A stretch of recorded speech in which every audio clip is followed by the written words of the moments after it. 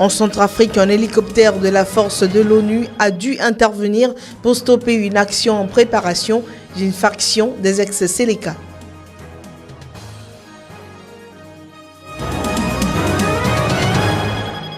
Formation du gouvernement au Maroc. Le Premier ministre reconnaît qu'il y a bel et bien des blocages.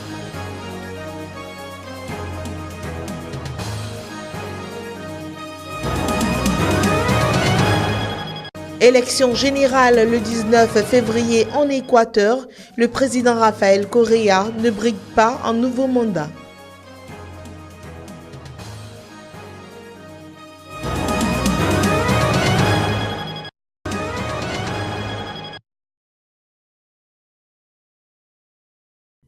Intervention de la MINUSCA samedi pour stopper des hommes armés d'une faction de l'ex-rébellion Séléka. Le Front populaire pour la renaissance de Centrafrique avançait vers la ville de Bambari lorsqu'un hélicoptère de la force de l'ONU en Centrafrique s'est interposé. Il s'en est suivi une confrontation violente entre les deux camps. Depuis plus d'une semaine, des affrontements ont éclaté dans une localité minière située à une quarantaine de kilomètres de Bambari entre deux factions rivales de l'ex-rébellion Séléka. Le bilan fait état d'au moins 20 combattants tués. Ces affrontements opposent des éléments de l'unité du peuple centrafricain UPC à ceux du Front populaire pour la renaissance de Centrafrique, FPRC. La Centrafrique, rappelons-le, est l'un des pays les plus pauvres au monde et peine encore à se relever du conflit provoqué en 2013 par le renversement de l'ex-président François Bozizé par la rébellion Séléka à dominante musulmane.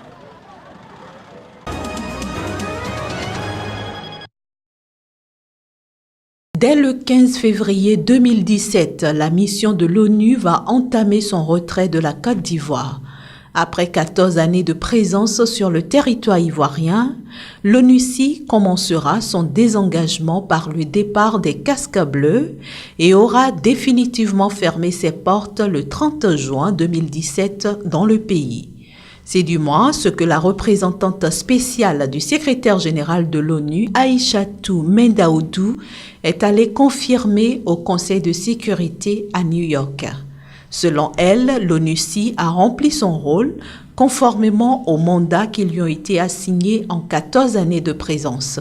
Raison pour laquelle le Conseil de sécurité estime qu'aujourd'hui, la présence de la mission de l'ONU n'est plus nécessaire en Côte d'Ivoire. Autant dire que la balle est désormais dans le camp des Ivoiriens, ceci dans la droite ligne du plan de transfert des activités que l'ONU a signé avec le gouvernement ivoirien en octobre 2016. Ce plan, qui se chiffre à près de 50 millions de dollars, permettra au pays de poursuivre les programmes de réconciliation nationale et le rétablissement de l'état de droit.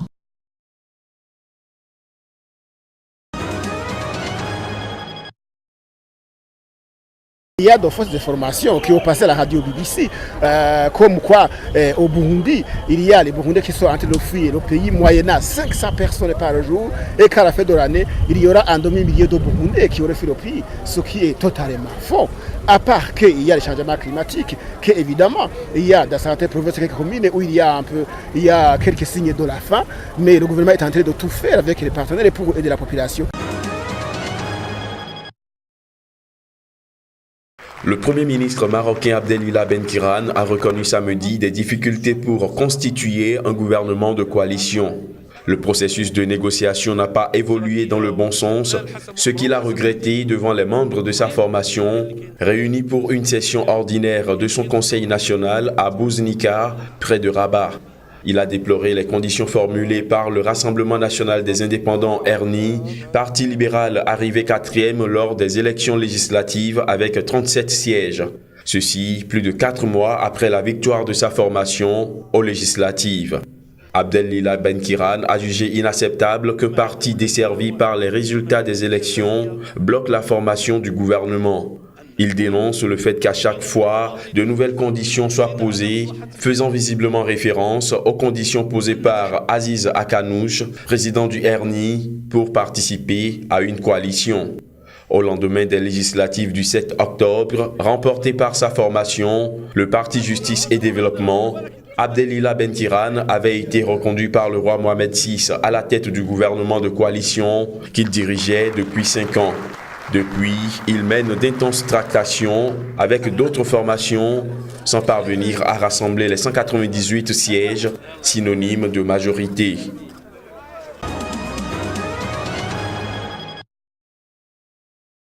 En Tanzanie, le chef de l'opposition est dans le collimateur du gouverneur de Dar es Salaam. Accusé de trafic de drogue, Freeman Mbowe était convoqué ce vendredi à la police pour être interrogé. Mais l'opposant a refusé d'obtempérer. Devant la presse, il a nié l'accusation de trafic de drogue portée contre sa personne par le gouverneur de Dar es Salaam. Selon lui, Paul Makonda n'a aucune autorité pour lui ordonner de se rendre devant la police. Néanmoins, le premier opposant au régime tanzanien s'est dit prêt à collaborer à tout moment avec les forces de sécurité à condition qu'elles lui adressent une convocation légale. C'est une liste de 65 personnes que le gouverneur de Dar es Salaam a publiée mercredi dans le cadre de la campagne de lutte contre la criminalité lancée par le gouvernement. Parmi elles figurent des acteurs politiques, des hommes d'affaires, des policiers et d'autres personnalités publiques. Le parti Chadema, dirigé par l'opposant Freeman Mbowe, estime qu'il s'agit d'une manœuvre politique du pouvoir visant à faire taire toute dissidence. Un riche homme d'affaires de Dar es Salaam et un célèbre pasteur qui figure aussi sur la liste du gouverneur ont eux dénoncé un acte de mauvaise foi. Ils ont cependant accepté de se présenter à la police ce jeudi où ils étaient encore interrogés ce vendredi. Quant au gouverneur de Dar es Salaam, il a été expressément convoqué au Parlement par la commission des éthiques, privilèges et pouvoirs parlementaires afin de donner des clarifications sur les raisons qui sous-tendent la publication d'une telle liste.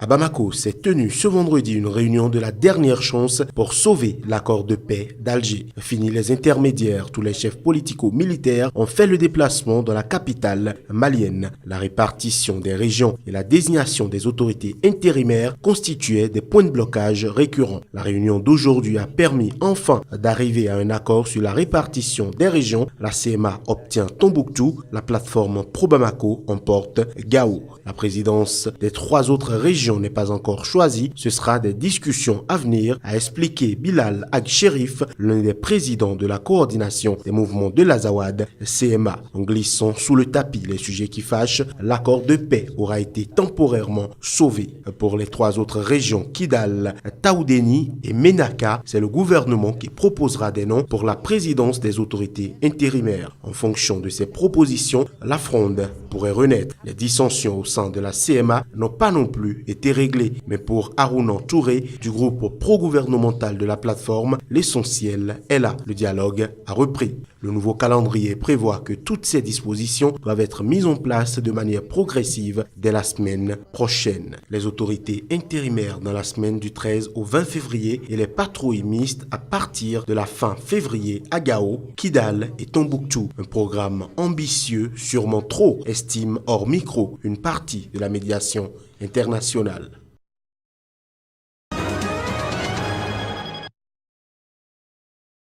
En Équateur, ce sont les prochaines élections générales qui animent l'actualité. Une gauche latino-américaine affaiblie affronte le 19 février une nouvelle échéance. Le président Rafael Correa ne se représente pas. Après 10 années au pouvoir, le charismatique mais polémique a évoqué des motifs personnels pour ne pas participer à ce scrutin. Un scrutin qui va se tenir alors que le pays se débat entre crise économique et affaires de corruption.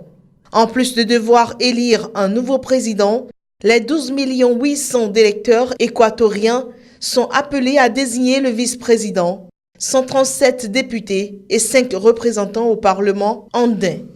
Tout se déroulera en présence d'observateurs de l'Organisation des États américains et de l'Union des Nations sud-américaines.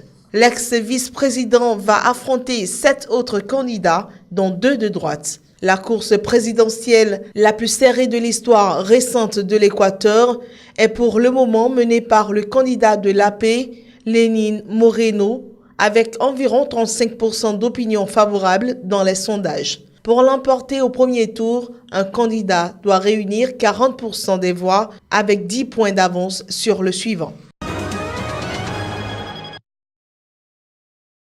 En prélude à une tournée éclair dans 5 pays arabes, le secrétaire général des Nations Unies s'est rendu à Istanbul en Turquie.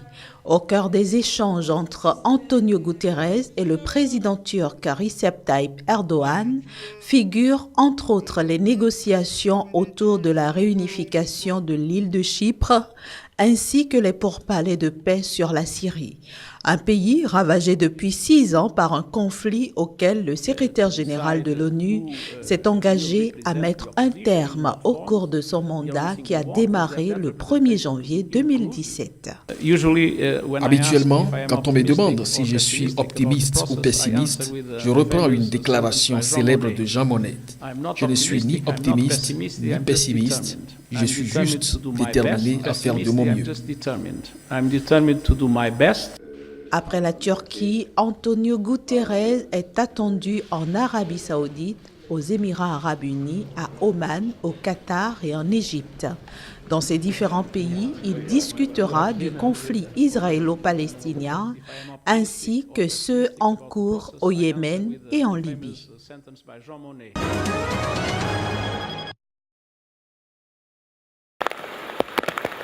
Nous sommes en Bosnie, quelques kilomètres au nord-ouest de Konjic, à l'endroit où le Neretva se transforme depuis plus de 60 ans en lac artificiel. Aujourd'hui, il ne reste qu'une immense étendue de sable et de vases traversée d'un maigre cours d'eau. Cette année, une sécheresse extrême dans une période où normalement il y a des précipitations a conduit à la vidange du lac. C'est un niveau qui n'a pas été enregistré depuis 30 ans. Cette situation pourrait produire des effets négatifs sur la biodiversité, notamment les poissons, mais d'autres animaux aussi.